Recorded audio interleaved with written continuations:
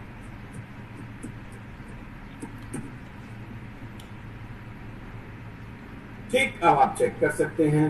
ठीक, एक हो गया ओरिजिनल मेन और एक हो गया डुप्लीकेट, दो हो गए। लेकिन जैसे ही मैं इस क्लास को एग्जीक्यूट करूंगा चलेगा कौन सा, ओरिजिनल वाला। चलो सेव कर लेते हैं। इंटीजर ऐसा डॉट डॉट नहीं लगाया फिर इस बार? क्यों लगाएंगे, नॉर्मल हरे हरे वेरिएबल के साथ साथ 3 डॉट लगाएंगे। दिख रहा है क्या? नॉर्मल फंक्शन नहीं बनते क्या? ये तो सिर्फ मैंने एरे का ऑल्टरनेट बताया था, कल फिर भूल गया क्या? हर फंक्शन में हर आर्गुमेंट में 3 डॉट लगेंगे यार, वो तो एरे का ऑल्टरनेट है, जहां जहां एरे आएगा वो लगा सकते हैं, ये तो एरे थोड़ी ना। ओके मारते हो।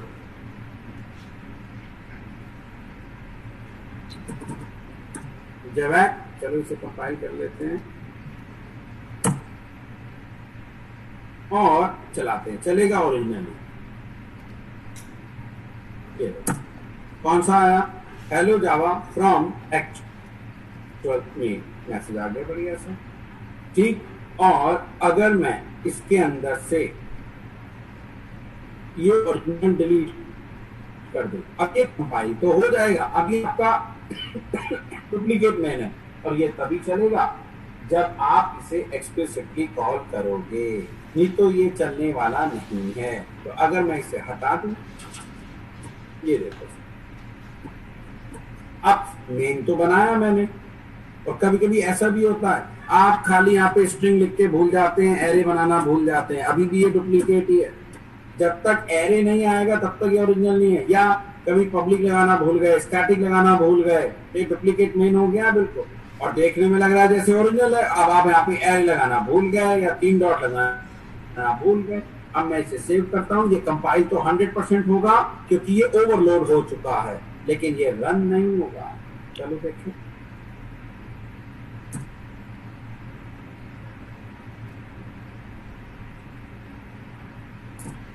क्या लिखा हुआ आ रहा है?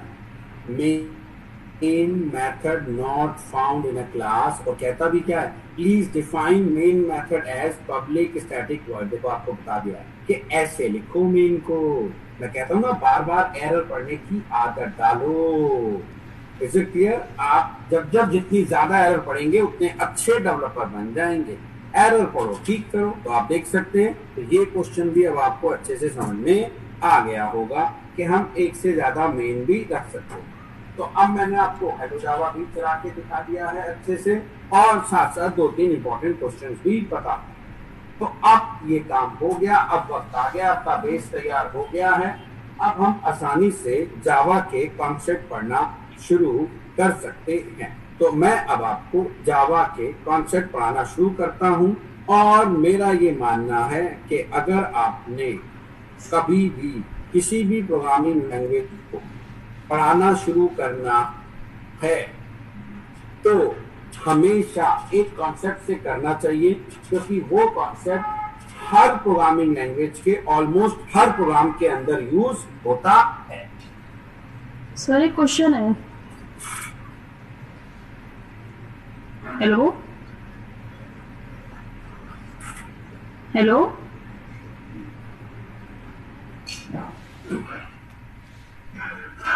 हेलो देखिए वो क्या, हाँ जी बोलो।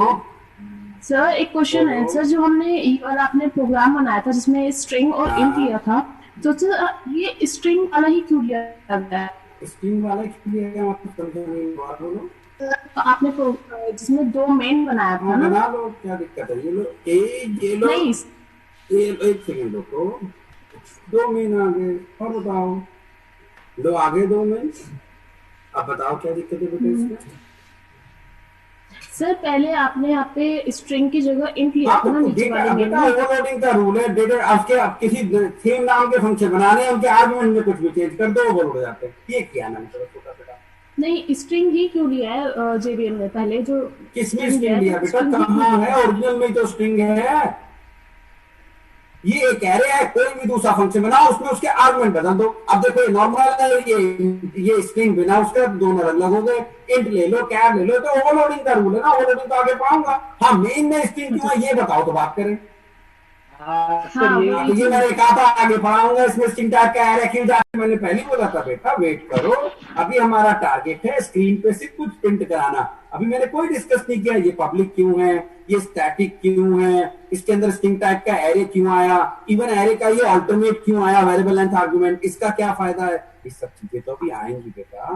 पहले एरे तो पढ़ा दूं ठीक है। फिर समझाऊंगा बेटे मेन में एरे क्यों जाता है, बिल्कुल पढ़ेंगे बहुत अच्छे से।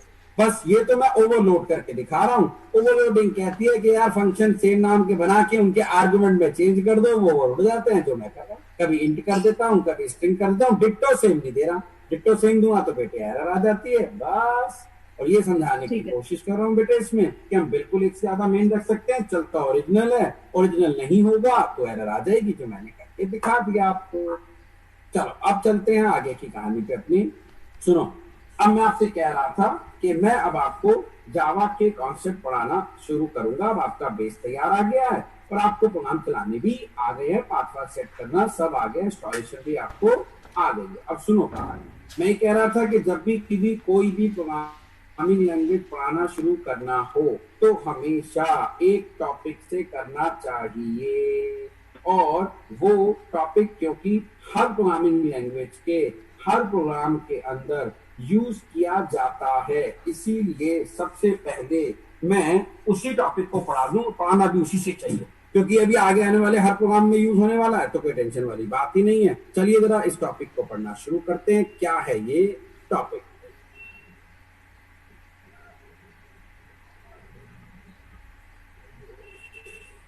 और ये टॉपिक है हमारा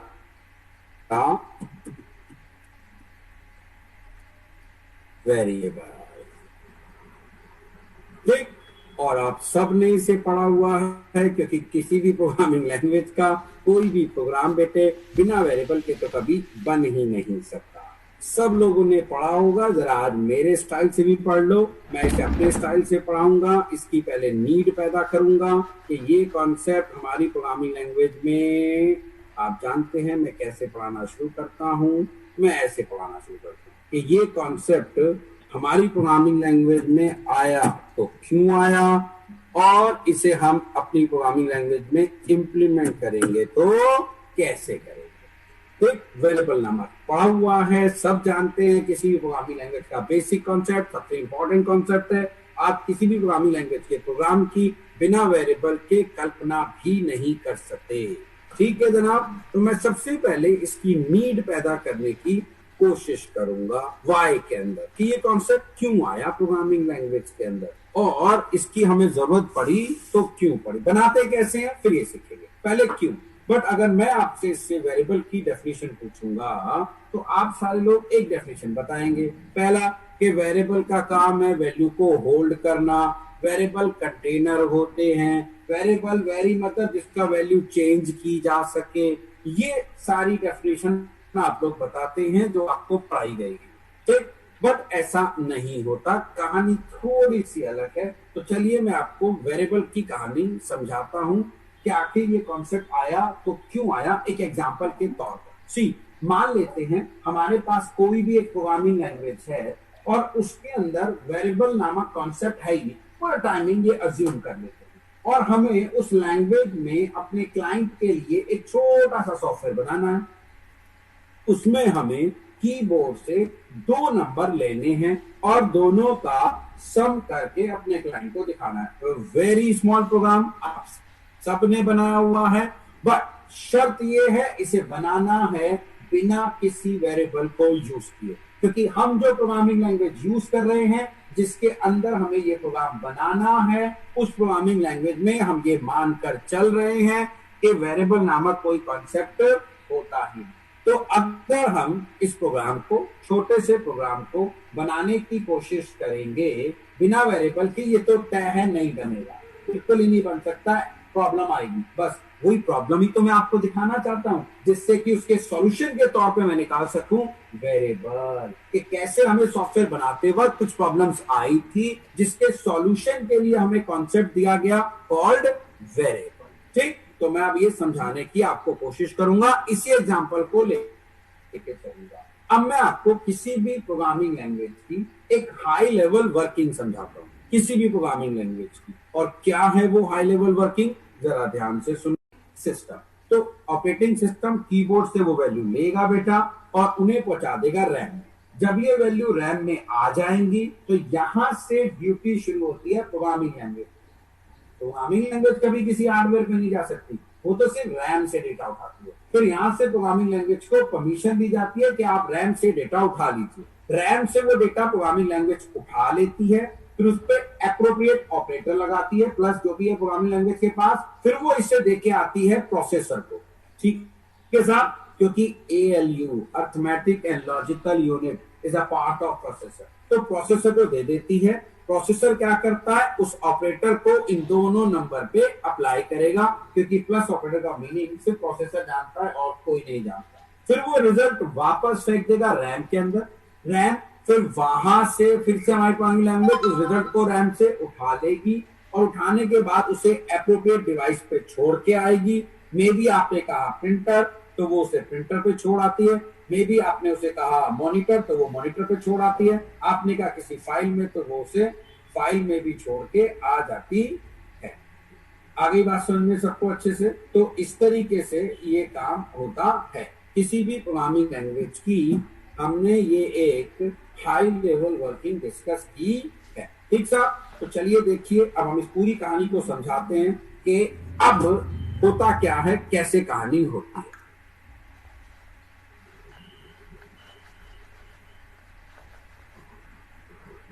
नाउ सी, हम बनाते हैं पहले एक रैम। ये बनाई हमने एक RAM.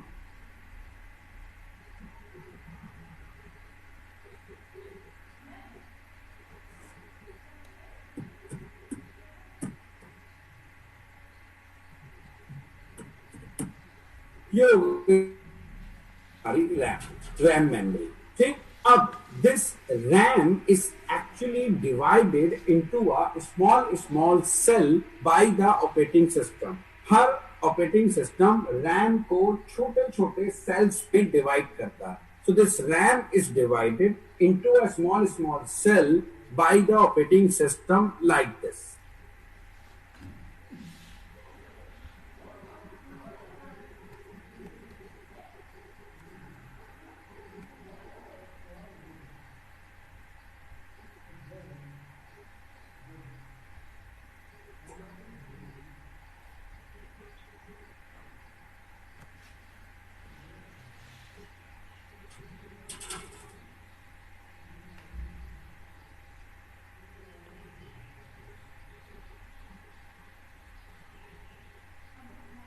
This RAM is divided into a small cell by the operating system. ऐसे सेल में डिवाइड किया जाता है and each cell has got a size of 1 byte. हर सेल का एक साइज भी होता है, that is called 1 byte.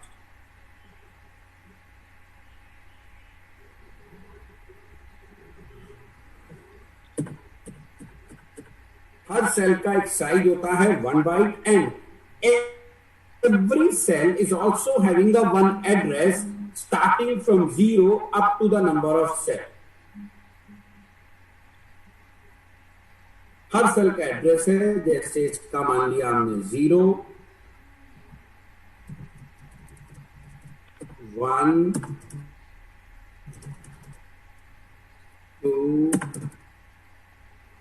3 and so on.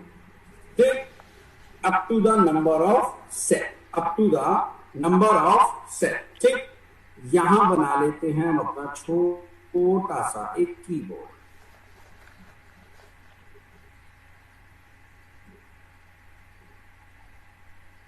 ये रहा हमारा keyboard.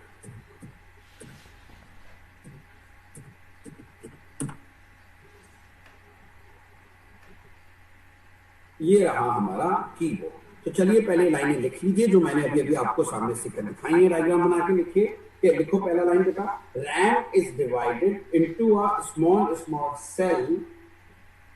RAM is divided into a small cell by the operating system.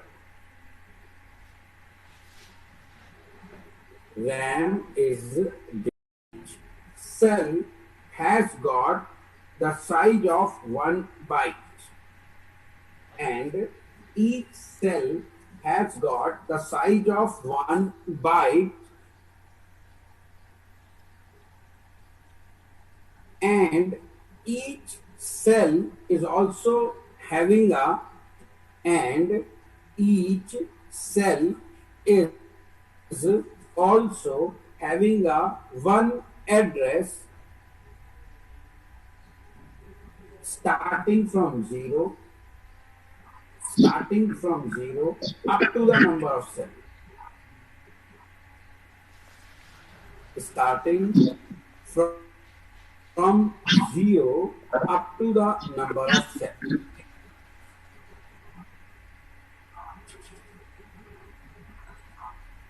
देखिए हमने up to the number of cell. एक बार repeat Up to the number of cell.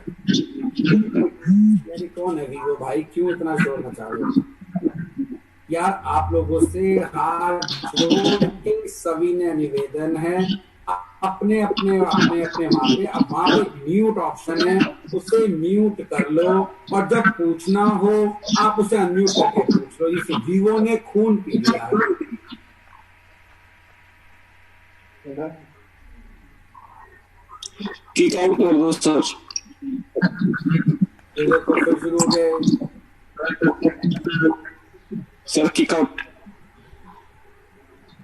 वैसे तो नादी की हूँ, ऐसी कोई बात नहीं है। तब जरा सा जवाब था, मेरे जमाने में 96 की बात करूं बेटे तो हमारे पास 8 MB की रैम आती थी, 16 MB की MB जीबी मत सुनना बदतमीजी बेटे, 8 MB 16 MB 32 MB 64 MB भी रैम जिसके पास होती थी तो सोचो बड़ा रईस आदमी होता। तो मैक्सिमम हम लोग 16 और 32 MB पे काम किया करते। ठीक, तो मान लेते हैं हमारे पास इस समय ये 8 MB की रैम, लेट अस सपोज हमारे पास कितने MB की रैम है? 8 MB। चलिए आपसे एक क्वेश्चन पूछता हूं, अगर ये 8 MB की रैम है तो शायद आप लोग बता सकते हो मुझे कि 1 MB में बताओ जरा कितने KB होते हैं? 1024। 1024, बिल्कुल सही आंसर, 1024 लिख दिया बेटा मैंने। चलो अगला क्वेश्चन पूछता हूँ, फिर बताओ 1 KB में कितनी बाइट होती है? 1024, बिल्कुल सही जवाब, तो समझदार हो गए सारे। 1024। चलिए बेटा अब जरा बताओ 1 MB में मुझे टोटल नंबर ऑफ बाइट निकालनी है तो क्या करूं? ऐसा नहीं करूं बेटा, 1024 मल्टीप्लाई 1024। बिल्कुल सही जवाब, एब्सोल्युटली राइट, है ना? इससे हमें नंबर ऑफ बाइट मिल जाएंगे। अगर मैं बाई चांस एक काम करूं, 24 हटा दूं दोनों में से तो कम से कम 1 के बाद 6 जीरो तो आएंगे ना? मैथमेटिक्स का रूल है, अगर मैं 24 दोनों में से हटा दूं आया ना?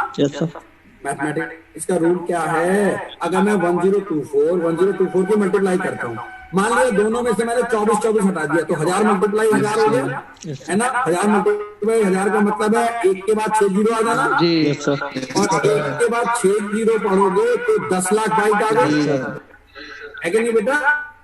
10 लाख बाइट हो गई कि नहीं हो गई? इसका मतलब ये हुआ कि 1 MB में 10 लाख से भी ज्यादा बाइट हो गई, है ना? और हमारे पास रैम कितनी है? 8 MB की, तो 8 MB का मतलब कितना हुआ?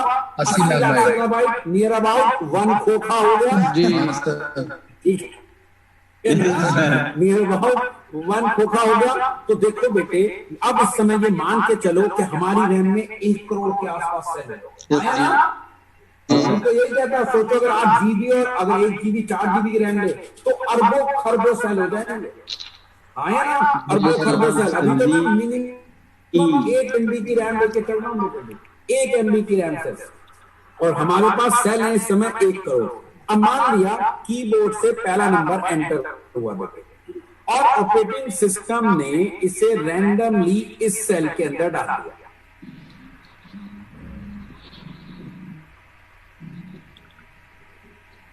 ये ले लो, और जो पहला नंबर था वो मान लेते हैं दैट इज 20, एंटर कर देता हूं यहाँ पे।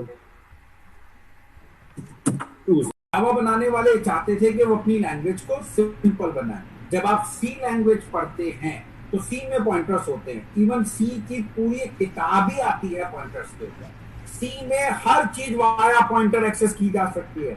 जब मैं कभी सी पढ़ाता था तो फंक्शंस को वाया पॉइंटर चला के दिखाता था, फंक्शन के नाम से नहीं, क्योंकि मुझे अच्छी से क्लियर था कि हर चीज मेमोरी में आएगी, मेमोरी में आएगी तो सेल में आएगी, सेल में आएगी तो उसका एड्रेस जरूर होगा, तो एड्रेस है तो फिर उसे एड्रेस से एक्सेस किया जा सकता है। पहले मैं पूरी सी लैंग्वेज खत्म करके उसके सारे कॉन्सेप्ट, फिर मैं सी को रीस्टार्ट करता था कि now will be starting the C via pointer, उसका एक एक टॉपिक को वाया पॉइंटर एक्सेस करके दिखाता था। बट पॉइंटर काफी कॉम्प्लेक्स होते हैं, constant to pointer, pointers to constant, pointer to pointer, बहुत ज्यादा कॉम्प्लेक्स। और जावा ये चाहता था कि वो प्रोग्रामर्स को पॉइंटर की कॉम्प्लेक्सिटी ना दे, उसके लिए सिंपल लैंग्वेज तैयार करे, इसलिए जावा ने इसे रिमूव कर दिया। और दूसरा, पॉइंटर से थोड़ी सी सिक्योरिटी भी ब्रेक होती है बेटा, सीधा आप एग्जैक्ट उसी लोकेशन पे चले जाते हैं एड्रेस से, और जिससे डेटा लीक होने के चांसेस भी थोड़े से बढ़ जाते हैं। इस वजह से जावा पॉइंटर्स को सपोर्ट नहीं करता।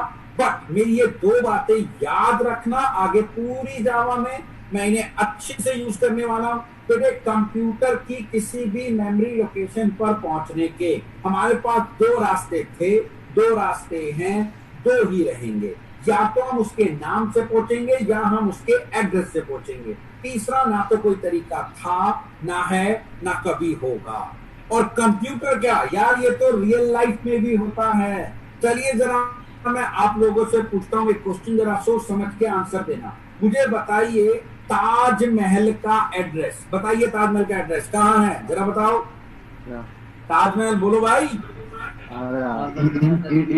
इंडिया में सर। इंडिया में हो तो बेटा पूरी दुनिया में हो कहीं, शायद थोड़ा और दूर चला जा, दुनिया में चला जा, पहले एशिया में आ जा, एशिया से दुनिया में चला जा। सर आगरा में कहीं पे, आगरा में कहीं पे के भाई। सर जी कुछ एड्रेस होगा उसका वहाँ। हाँ तो वही तो जानना चाह रहा हूँ। चलिए साहब, अगर मैं आपसे कहता हूँ कि यमुना नदी के किनारे के आगरा में यमुना नदी कहाँ भाई, उसका एड्रेस बता दे फिर। हाँ तो बस, तो चुप रहे। चलिए सुनिए, हमने आपसे पूछा कि भाई ताजमहल का है, सब लोग क्या, मैं भी यही आंसर दूंगा, आगरा। बट आगरा में ताजमहल नो डाउट गंगा किनारे, जो इस बच्चे ने बोला, एक प्लॉट पे बना हुआ है, और मैं उस प्लॉट का एड्रेस चाहता हूँ, और आगरा की एमसीडी में 100% उस प्लॉट का एक एड्रेस होगा। बट क्योंकि वो एक बिल्डिंग है और बिल्डिंग का एक नाम है, that building is quite popular via name, तो वहां नाम से पहुंचना ज्यादा आसान है रादर देन उसे एड्रेस। ऐसे ही अब यार पीछे किसका टीवी चल रहा भाई, बंद करा लो या उस रूम को चेंज कर लो भाई। करके आ रहा है।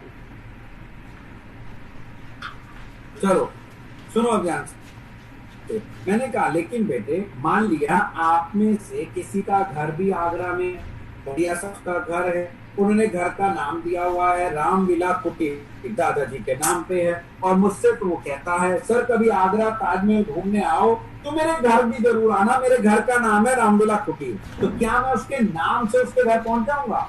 सवाल ही उठता उसके घर के नाम से।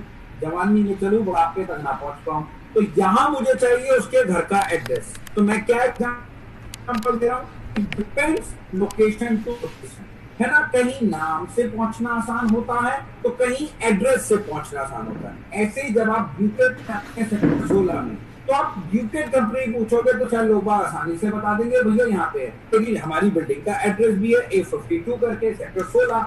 लेकिन अगर आप यूकेट पूछते हो तो आसानी से पहुंच जाते हो, तो बिल्डिंग का नाम है। तो डिपेंड करता है location to location, real life में भी और कंप्यूटर के ऊपर भी। किसी भी मेमोरी पे पहुंचने के लिए या तो आप उसके नाम से जाओगे या आप उसके एड्रेस से। तीसरा ना कोई तरीका था, ना है, कभी होगा, और आगे जाके मैं ये खूब अच्छे से यूज करने वाला हूं। तो चलिए साहब, वेरिएबल की खोज तो हो गई। अब आपको इसकी कहानी तो समझ में आती, नेम होते हैं मेमोरी लोकेशन के। अब एक दिक्कत आने लगी। क्या दिक्कत आने लगी? जब कीबोर्ड से डेटा आता था तो प्रोग्रामिंग लैंग्वेज को पहले से सेल रिजर्व करने हैं, उसका एक नाम भी देना है डेटा को होल्ड करने के लिए।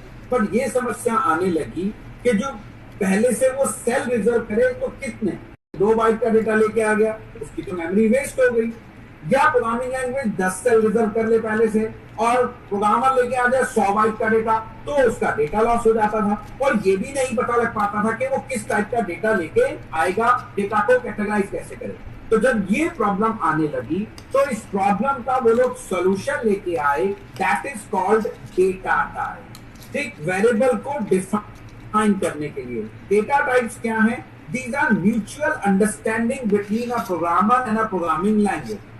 प्रोग्रामिंग लैंग्वेज ने हमें कहा तो जब भी टेबल बनाएगा डेटा टाइप यूज कर ले।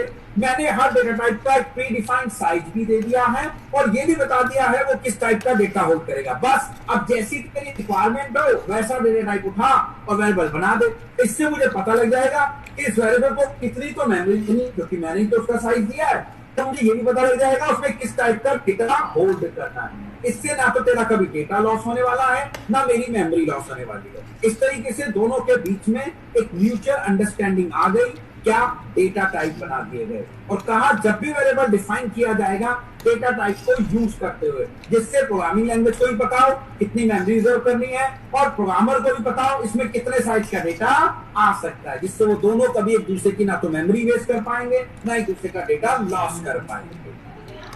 इसीलिए ये कॉन्सेप्ट निकल के आया वेरिएबल्स को डिफाइन करने के लिए, that is called data type. इसीलिए एक जल्दी से डेटा टाइप का रूल लिखो, फिर पढ़ना शुरू करते हैं हम जावा के सारे डेटा टाइप्स को बड़े अच्छे से। तो लिखो, data types tell us only the true thing about a variable.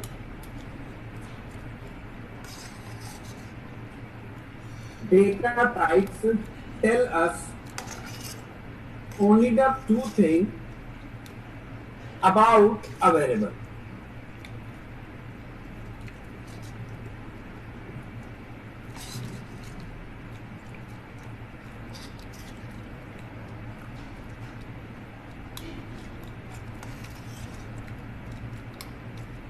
Number one, how much memory that variable is going to take. Number one, how much memory that variable is going to take. Number two,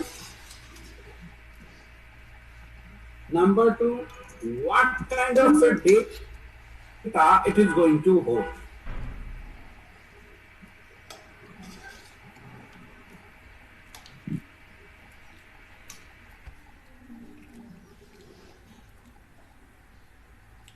What kind of a data? This sentence again, pardon me. दोबारा बोल दे तो बेटा, दोबारा लिखो, what kind of a data it is going to hold.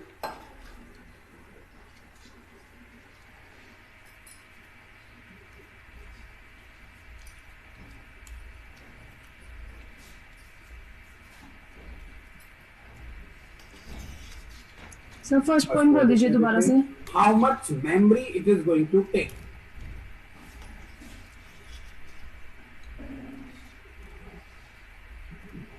How much memory it is going to take, and second one, what kind of a data it is going to hold.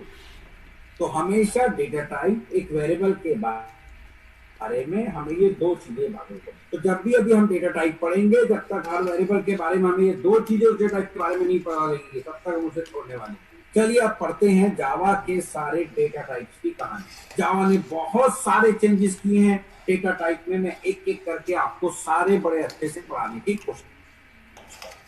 ठीक है, अब सुनिए, ये जो data types है सारी programming languages ने इन्हें दो कैटेगरी में डिवाइड किया हुआ है। सारी प्रोग्रामिंग लैंग्वेजेस में एक होते हैं प्रिमिटिव बेटा, एक होते हैं नॉन प्रिमिटिव। प्रिमिटिव का मतलब है इनबिल्ट, रेडीमेड, जो टेक्नोलॉजी हमें बना के देती है, जिन्हें सिर्फ हम अपने प्रोग्राम में यूज कर लेते हैं। ठीक है, दूसरे होते हैं नॉन प्रिमिटिव। नॉन प्रिमिटिव का मतलब होता है यूजर डिफाइंड, यानी कि अगर आपका काम जावा के या किसी भी लैंग्वेज के बनी बनाए डेटा टाइप से नहीं चलता तो आप अपने खुद के भी बना सकते हैं, अपनी रिक्वायरमेंट के हिसाब से बना सकते हैं। ठीक, और उन्हें कहा जाता है यूजर डिफाइंड डेटा टाइप। ठीक, तो यहां तक तो स्टैंडर्ड कैटेगराइजेशन होता है जो हर प्रोग्रामिंग लैंग्वेज करती है डेटा टाइप का, primitive, non primitive. Non primitive तो जावा ने भी उसमें फर्दर अपने हिसाब से कैटेगराइजेशन कर रखा है, जो मैं अब आप सबको पढ़ाने से जा रहा हूं। चलिए लेट्स सी, देखें जरा जावा के सारे डेटा टाइप की कहानी अच्छे से पढ़ना शुरू करते हैं।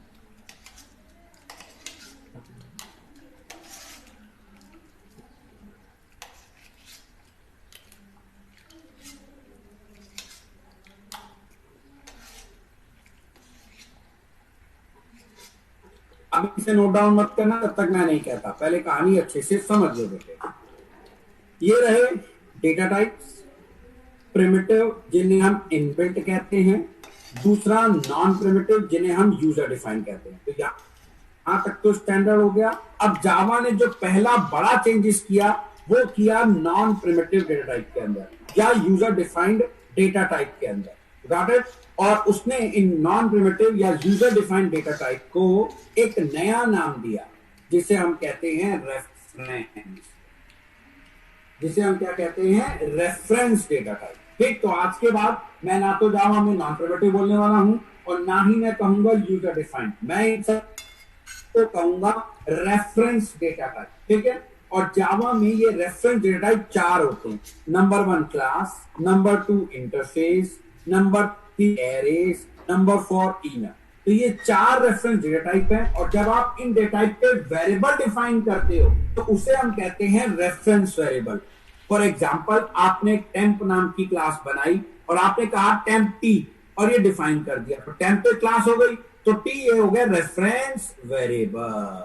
ठीक है, अब मैंने कहा जब तक हमें डेटा टाइप के बारे में 2 चीजें नहीं पता होंगी, एक तो ये किस टाइप की वैल्यू होल्ड करेगा, दूसरा ये कितना साइज लेगा, तब तक इसे छोड़ने वाले नहीं। अब जहां तक रेफरेंस वेरिएबल के साइज का सवाल है, ये जावा ने आज तक किसी किताब में कहीं भी मेंशन नहीं किया। ठीक, आपको कहीं नहीं मिलने वाला। लेकिन हाँ, जब हम जेवीएम के बारे में पढ़ते हैं डिटेल में, उसके आर्किटेक्चर में, तो वहां हमें ये मिल जाता है जो मैं ढूंढ लाया हूं। रेफरेंस वेरिएबल हमेशा 4 बाइट ऑक्युपाई करता है, it always takes a 4 byte, ये हमेशा 4 बाइट लेता है। ठीक, अब वो चाहे क्लास का रेफरेंस वेरिएबल हो, चाहे इंटरफेस का हो, चाहे वो एरे का हो और चाहे वो इनम का हो, सबका हमेशा वो लेगा आपसे 4 बाइट, हमेशा याद रखना। और एक्चुअली में यही ऑल्टरनेटर पॉइंटर का आगे बताऊंगा कैसे। जैसे अगर आप बात करो पॉइंटर टाइप का वेरिएबल भी बेटा किसी भी डेटा टाइप का डिफाइन कर दो, सी में हमेशा 2 बाइट लेगा, चाहे वो इंट का हो, लॉन्ग का हो, फ्लोट का हो, डबल का हो, क्योंकि उसने कोई वैल्यू होल्ड करनी, उसने एड्रेस होल्ड करना होता है। समझ लो, बिल्कुल वैसी ही कहानी यहाँ पर भी हमारे पास। ठीक, तो किसी भी इन चारों में से डेटा टाइप का वेरिएबल जो है रेफरेंस वेरिएबल वो कहलाएगा और वो लेगा 4 बाइट, और उसके अंदर जो जाके वैल्यू स्टोर होती है उसे हम कहते हैं रेफरेंस आई। तो फिलहाल अभी रेफरेंस डेटा के बारे में इतना काफी है, क्योंकि जिस दिन मैं आपको क्लास बनाना सिखाऊंगा, ये सब आगे ड्रिल पढ़ाऊंगा, इंटरफेस बनाना सिखाऊंगा, एरे, सिनम, ये सब जब मैं बनाना सिखाऊंगा। तो फिलहाल अभी रेफरेंस के बारे में इतनी कहानी बाकी है। हम मूव कर जाते हैं अभी प्रिमिटिव की तरफ। तो अभी हम पढ़ेंगे सारे के सारे प्रिमिटिव, क्योंकि ये सब तो एक एक करके आगे हम पढ़ने ही वाले। अगर प्रिमिटिव डेटा टाइप की बात करें तो जावा ने उसे 2 कैटेगरी में डिवाइड कर दिया, एक बुलियन, एक न्यूमेरिक। बुलियन के अंदर एक आता है, that is Boolean data type, एक कैटेगरी हो गई, उसका डेटा टाइप हो गया। न्यूमेरिक को फर्दर 2 पार्ट्स में तोड़ा गया, इंटीग्रल, फ्लोटिंग। ठीक, फ्लोटिंग के 2 पार्ट्स, फ्लोट एंड डबल। फिर इंटीग्रल के 2 parts, integer and character. Integer के फर्दर 4 पार्ट्स हैं, बाइट, शॉर्ट, इंट, लॉन्ग। जबकि कैरेक्टर का है ओनली कैर, कैरेक्टर का है ओनली कैर, दैट्स इट। अब बात करेंगे हम इन सारे डेटा टाइप की 2 चीजों की। एक तो ये मेमोरी कितनी लेते हैं और फिर किस टाइप का डेटा ये होल्ड करते हैं। जहां तक अगर हम डेटा की बात करें वो काफी आसान है, इनके नाम से ही हमें समझ में आ जाता है यार ये किस टाइप की वैल्यू होल्ड करेंगे। तो वो तो प्रिमिटिव में कभी फाइट होती नहीं, बट इनका जो साइज है वो वेरी करता है हमेशा लैंग्वेज टू लैंग्वेज। तो मैं जावा के अकॉर्डिंग इसकी कहानी आपको बताने जा रहा हूँ। जावा में जो बुलियन टाइप का वेरिएबल है ये जेडीके 1.4 तक, 4 तक, 5 से कहानी बदल गई, 4 तक ये सिंगल बिट लेता था। सिंगल बिट में या तो 0 जाएगा या 1 जाएगा। ठीक, 0 का मतलब होता था फॉल्स, 1 का मतलब होता था ट्रू। तो अगर कोई वैल्यू फॉल्स है तो ये उसमें 0 डाल देता था 1 बिट में, और अगर वो ट्रू है तो उसमें 1 डाल देता। इनकी वैल्यू है वो कांस्टेंट है, ट्रू या फॉल्स, तो ये मेमोरी में से ये कांस्टेंट रख देते हैं और इन्हें लॉजिकल ऑपरेटर के थ्रू बस पॉइंट चेक करते हैं कि ये ट्रू को पॉइंट करता है या फॉल्स को। जिसका मैं एक एग्जांपल देके समझाऊंगा, ध्यान से सुनना। सी में आप सब जब लोग लिंक लिस्ट बनाते हो तो लिंक लिस्ट का जो टर्मिनेशन पॉइंट है आप चेक करते हो जब तक कि नॉट नल ना आ जाए, कैपिटल नल, और वो चेक करते हो पॉइंटर टाइप के वेरिएबल में जब तक कि पीटीआर का next not equal to null, और नेक्स्ट है पॉइंटर टाइप का वेरिएबल, और पॉइंटर में तो हमेशा एड्रेस जाता है, उसमें कभी नल जाके स्टोर नहीं हो सकता। तो इसका मतलब है कि वो वेरिएबल नल को पॉइंट कर रहा है या नहीं, नल जाके कभी स्टोर नहीं होता, इट्स अ कांस्टेंट, ये रैम में पड़ा रहता है सिर्फ, और वेरिएबल चेक करते हैं कि वो इस नल को पॉइंट करते हैं या नहीं करते हैं। सिमिलरली जब बुलियन टाइप का वेरिएबल है तो ट्रू और फॉल्स ये भी कांस्टेंट वैल्यू है, और चेक करते हैं कि ये वेरिएबल उस ट्रू या फॉल्स नाम के कांस्टेंट को पॉइंट कर रहा है या नहीं कर रहा है। दैट्स इसलिए अब इन्हें कोई मेमोरी नहीं दी जाती है, जेडीके 1.5 से 4 तक सिंगल बिट दिया जाते हैं। ठीक है साहब, तो बुलियन को अब मेमोरी नहीं मिलती, हम सिर्फ लॉजिकल ऑपरेटर से चेक कर लेते हैं कि ये ट्रू को पॉइंट करता है या फॉल्स को पॉइंट करता है। अब चलते हैं थोड़ा सा आगे। बाइट टाइप के वेरिएबल को 1 बाइट मिलती है, शॉर्ट को 2 बाइट मिलती है, इंट को 4 बाइट मिलती है, लॉन्ग को 8 बाइट मिलती है, कैरेक्टर को 2 बाइट, फ्लोट को 4 बाइट, डबल को 8 बाइट मिलती है। और जैसा मैंने कहा कि इनका जो साइज है वो वेरी कर सकता है लैंग्वेज टू लैंग्वेज, वो हमेशा वेरी करेगा। अब यहाँ पर बाकी सारे डेटा की तो कोई दिक्कत नहीं, वैल्यू चेंज होती रहती है, बट इनमें से एक डेटा टाइप ऐसा है जिसका साइज हर प्रोग्रामिंग लैंग्वेज में हमेशा सेम रहता था, जिसे एक्चुअली में जावा ने चेंज कर दिया। अब वो सब में सेम रहता था तो जावा ने चेंज किया, तो क्यों किया ये कहानी तो बनती है, और वो है हमारा कैरेक्टर कैर। आप जावा से पहले कोई भी प्रोग्रामिंग लैंग्वेज उठा लो, कैरेक्टर टाइप के वेरिएबल को हमेशा 1 बाइट मिलती थी to hold a single character, but Java is taking a 2 byte for holding a single character. Then why Java is reserving a 1 more extra byte, जबकि 1 bite में एक कैरेक्टर सक्सेसफुली आ जाता है, तो फिर जावा एक एक्स्ट्रा बाइट क्यों ले रहा है? Java is it a wasting a memory और giving us some new concept? तो हमें लगता है मेमोरी तो जावा वेस्ट करेगा नहीं, इसका मतलब जावा कोई ना कोई नया ही कॉन्सेप्ट हमें दे रहा होगा एक एक्स्ट्रा बाइट ऑक्यूपाई करके। फिर तो कहानी बनती है भाई वो क्या नया कॉन्सेप्ट है, क्यों जावा 2 बाइट लेता है एक सिंगल कैरेक्टर को होल्ड करने के लिए। ठीक साहब, तो अब हम इस पे चर्चा शुरू करते हैं। यहाँ से जावा ने डेटा टाइप में पहला चेंज किया, फिर एक एक करके आपको सारी कहानी पढ़ाऊंगा। फिलहाल अब जल्दी से पीपीटी आप बना लीजिए जल्दी से अपने कॉपी पे डायग्राम में, और फिर मैं इसमें आगे की कहानी शुरू करता हूँ। अच्छे से जल्दी से नोट डाउन इसे कर लीजिए। Java is taking a 2 byte for holding a single character. इसके लिए हम आपसे छोटा सा क्वेश्चन पूछते हैं, इसके लिए हम आपसे एक छोटा सा क्वेश्चन पूछेंगे, आप जरा उसका आंसर दीजिए। हिंदी में पूछेंगे, हिंदी में आप सारे बता दोगे, ठीक है? बताइए how many bits are there in a single byte? एक बाइट में कितनी बिट्स होती हैं? 8 बिट्स।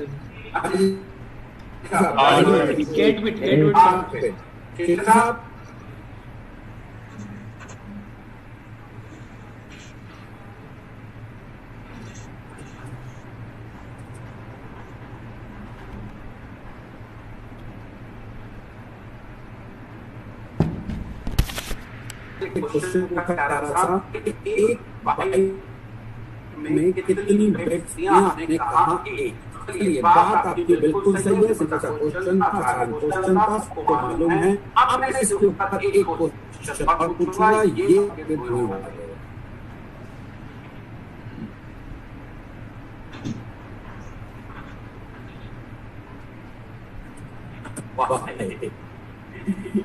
एक बाइट में 8 डबल डबल यूज करके चलो मैं समझाता हूँ, आपको नहीं मालूम होगा कि आपको ये पढ़ाया भी गया, इसको चलिए आपको गलती नहीं, मैं समझाता हूँ, क्योंकि जब तक हम 8 की कहानी नहीं बताएंगे। सुनो, जब इनिशियली कंप्यूटर्स को बनाया गया था तो ये डिसाइड किया गया था कि कंप्यूटर्स के अंदर हम सारी चीजें 0 और 1 के फॉर्मेट में सेव करेंगे, यानी कि एक लैंग्वेज में सेव करेंगे।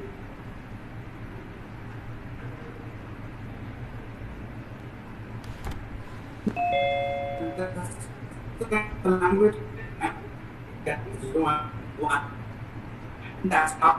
पर उन्होंने कंप्यूटर में सब कुछ 0-1 में तो स्टोर कर दिया। कंप्यूटर को समझ में भी 0-1 आता है, बट ये बनाया गया था ह्यूमन बीइंग के लिए, but we human being are not able to understand 0-1।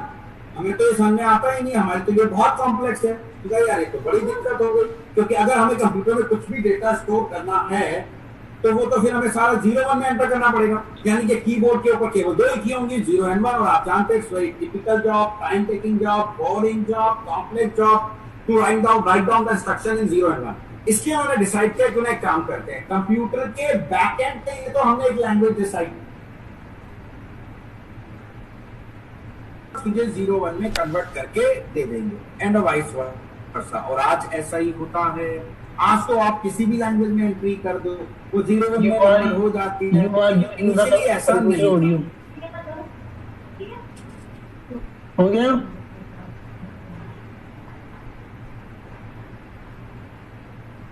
चलो सर सुनो, तो मैंने कहा इनिशियली तो ऐसा नहीं था, तो वो चाहते थे कंप्यूटर को भी एक लैंग्वेज की सपोर्ट दी जाए इसके फ्रंट एंड के लिए, जिससे कंप्यूटर का एंड यूजर उस लैंग्वेज को यूज करके हमें डेटा दे और हम उसे अंदर से 0-1 में कन्वर्ट करके स्टोर करते हैं एंड वाइस वर्सा। और आज भी ऐसा ही होता है, बट आज सारी लैंग्वेज सपोर्टेड है, पहले इनिशियली ऐसा नहीं था। तो they wanted to support one language to the front end of your computer, तो वो चाहते थे ऐसा, और उन लोगों ने एक लैंग्वेज को ढूंढना शुरू किया। कौन सी लैंग्वेज को सपोर्ट करे। ढूंढते ढूंढते उन लोगों को एक लैंग्वेज मिली जिसका नाम है लैटिन।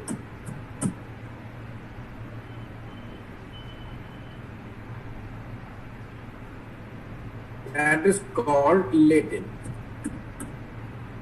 लैंग्वेज। ये लैंग्वेज उन्हें बड़ी पसंद आई। कहा हम कंप्यूटर के यूजर से कहेंगे कि तू इस लैटिन लैंग्वेज को यूज करके हमें अपना डेटा दे दे और फिर हम उसे 0-1 में कन्वर्ट करेंगे। जब तू वापस आएगा तुझे तेरी लैंग्वेज में हम कन्वर्ट करके दे दे। ठीक है साहब। अब लैंग्वेज क्या होती है? Language is nothing, is just a set of character. Her language में कुछ कैरेक्टर्स ही होते हैं, am I right? और दिस लैटिन लैंग्वेज में भी हमारे पास कुछ कैरेक्टर्स ही होंगे और हम उन कैरेक्टर्स को यूज करके अपना डेटा देंगे, जिसे वो 0-1 में कन्वर्ट करके स्टोर कर देंगे। तो language is nothing, is just a set of character and this Latin language is having a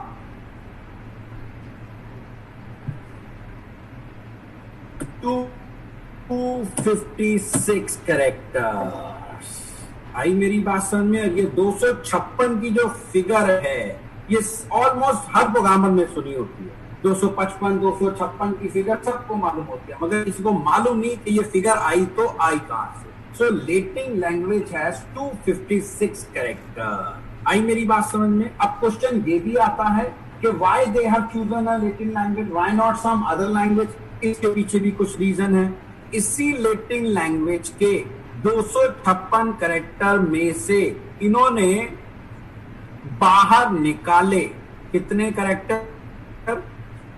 26 character और बना दिया अल्फाबेट। और आप जानते हैं इन्हीं अल्फाबेट से बनती है इंग्लिश, और वर्ल्ड की कॉमन लैंग्वेज भी इंग्लिश। यूएस में भी ये काम सारा यूएस में हो रहा था, उनकी मदर टंग भी इंग्लिश। और not only the English is made from the Latin alphabet. Europe की 7 लैंग्वेज बनाई जाती है, फ्रेंच, जर्मन, बहुत सारी लैंग्वेज है जो लैटिन से बनती है, और वर्ल्ड की कॉमन लैंग्वेज भी इंग्लिश ही है। इसी वजह से एक रीजन था कि लैटिन को चूज करते हैं, क्योंकि इसके अंदर इंग्लिश भी आ जाती है, वर्ल्ड की 7 लैंग्वेज भी आ जाती है, प्लस आपके 0 से 9 डिजिट भी इसी में आते हैं, आपके सारे के सारे स्पेशल कैरेक्टर भी इसी में आते हैं। And that's why they have chosen this language. तो उन्होंने कहा हम कंप्यूटर के यूजर से कहेंगे कि वो लैटिन लैंग्वेज के किसी भी कैरेक्टर को यूज करके हमें अपना डेटा दे दे, जिसे हम 0 1 में कन्वर्ट करेंगे और वापस कर देंगे एंड वाइस वर्सा। तो लैटिन लैंग्वेज को चूज किया गया। अब चलिए डिसाइड हो गया कि लैटिन लैंग्वेज का कैरेक्टर आएगा, उसे 0 1 में कन्वर्ट करेंगे और उसे कंप्यूटर के अंदर स्टोर कर। और यहाँ पर सकते हो इस कहानी में समस्या क्या थी? अगर किसी ने कहानी सुनी हो अपने बचपन में, घंटी कौन बांधेगा? गले में घंटी बिल्ली के गले में घंटी बांधेगा कौन? And that was the major problem. And same thing is happening here. भैया लैटिन लैंग्वेज का कैरेक्टर आएगा, उसे 0 1 में कन्वर्ट करेंगे और उसे हम स्टोर कर देंगे, कोई दिक्कत नहीं। बट हम लैटिन लैंग्वेज के कैरेक्टर को 0 1 में कन्वर्ट करेंगे तो कैसे? भाई इस character is nothing, is just a shape. तो शेप को आप 0 1 में कैसे कन्वर्ट करेंगे? यहाँ आके प्रॉब्लम आ। तो डिसाइड तो कर लिया गया कि भाई लैटिन लैंग्वेज की सपोर्ट देंगे, यूजर से लैटिन लैंग्वेज के कैरेक्टर्स को यूज करके डेटा एक्सेप्ट करेंगे। But how to convert the Latin language characters into a 0 and 1? यहाँ आके फायदा, क्योंकि कैरेक्टर क्या है? It is just a shape, nothing else. अभी आप शेप को क्या कैंची लेके 0 1 में काट के डालेंगे? ये समस्या आने लगी और ये तो पॉसिबल था ही नहीं। तो इन लोगों ने डिसाइड किया इसका एक सॉल्यूशन, क्या कि क्यों ना एक काम करें, हम लैटिन लैंग्वेज के कैरेक्टर को, लैटिन लैंग्वेज के हर कैरेक्टर को एक यूनिक बाइनरी नंबर दे देते हैं। ठीक है, यूनिक क्या दे देते हैं? Binary number. अब चलिए बढ़िया था, तो लैटिन लैंग्वेज के हर कैरेक्टर को क्यों ना हमें यूनिक बाइनरी नंबर दे दे। ध्यान से सुनना, वो ऑपरेटिंग सिस्टम को बना देते हैं, जैसी लैटिन लैंग्वेज का कैरेक्टर आएगा उसका binary number operating system hard disk पे रख देगा और जैसे वो बाइनरी नंबर पड़ेगा उसका कॉरस्पॉन्डिंग कैरेक्टर को शो कर देगा। चलो बढ़िया आइडिया है कि क्यों ना लैटिन लैंग्वेज के हर कैरेक्टर को एक यूनिक बाइनरी नंबर दे दिया जाए। अब now they are needing a 256 unique binary number. अब उन्हें चाहिए थे 256 यूनिक बाइनरी नंबर।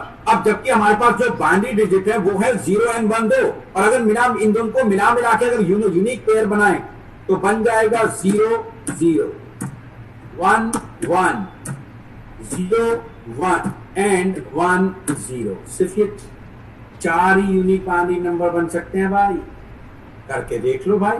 और चाहिए इन्हें कितने? 256। ये तो फिर सवाल ही पैदा नहीं होता था। तो उन्होंने डिसाइड किया क्यों ना एक काम करते हैं, हम 3 बाइनरी डिजिट को मिलाते हैं। ठीक है, बाइनरी डिजिट रिपीट हो जाएगी तो यूनिक पेयर बनाने की कोशिश करते हैं, यानी कि 1 2 3 ऐसे 3 बाइनरी डिजिट बनाते हैं। तो इन्हें जो यूनिक पेयर मिले वो मिलते हैं 2 की पावर 3, क्योंकि आप बेस में तो 2 ही रहेगा, क्योंकि डिजिट तो 2 ही है, इसलिए तो कंप्यूटर की सारी कैलकुलेशन 2 की पास में चलती है हमेशा, क्योंकि हमारे पास बाइनरी डिजिट 2 है। तो अगर वो 3 बाइनरी डिजिट को मिलकर यूनिक पेयर बनाते हैं तो पावर हमें जो मिलते हैं वो मिलते हैं 2 की पावर 3, यानी कि कुल मिला के 8 यूनिक बाइनरी नंबर। इससे भी काम नहीं चलता। तो अगर वो 4 यूनिक बाइनरी नंबर को मिला के यूनिक बाइनरी नंबर बनाएंगे, 4 बाइनरी डिजिट को मिला के मिलते हैं 16, 5 को मिलाएंगे तो 32, 6 को मिलाएंगे तो 64, 7 को मिलाएंगे तो 128, और अगर वो 8 बाइनरी डिजिट को मिला दे 256, तो उन्हें मिलते हैं 2 की पावर 8, यानी कि एग्जैक्ट कितने? 256। आ गई बात समझ में? तो जब उन्होंने 8 बाइनरी डिजिट को मिला के यूनिक बाइनरी नंबर बनाए तो एग्जैक्ट 256 मिल गए और सब एक एक कैरेक्टर को उन्होंने असाइन कर दिए। ठीक, अब होगा क्या? जब भी कैरेक्टर आएगा तो ऑपरेटिंग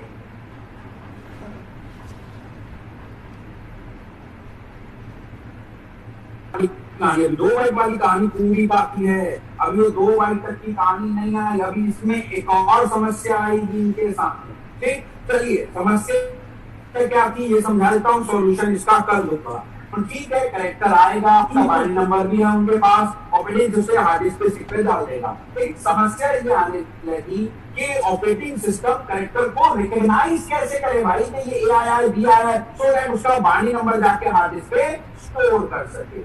यहाँ आके समस्या आनी शुरू हो गई कि how a operating system is going to recognise the character of a Latin language. अब उसे हर कैरेक्टर का पता तो है कि ये इसका बाइनरी नंबर है 256 रहता है, उसके बाद 256 बाइनरी नंबर भी है, लेकिन पहचानने का कैसे? और जब तक पहचानेगा नहीं तब तक उसका corresponding binary number hard disk पे ताकि स्टोर नहीं कर सकता। तो कल इसके सॉल्यूशन में मैं आपको बताऊंगा कि ओएस कैसे पहचानता है कि ए आया है, बी आया है, और उसके बाइनरी डिजिट को जाके हार्ड डिस्क पे स्टोर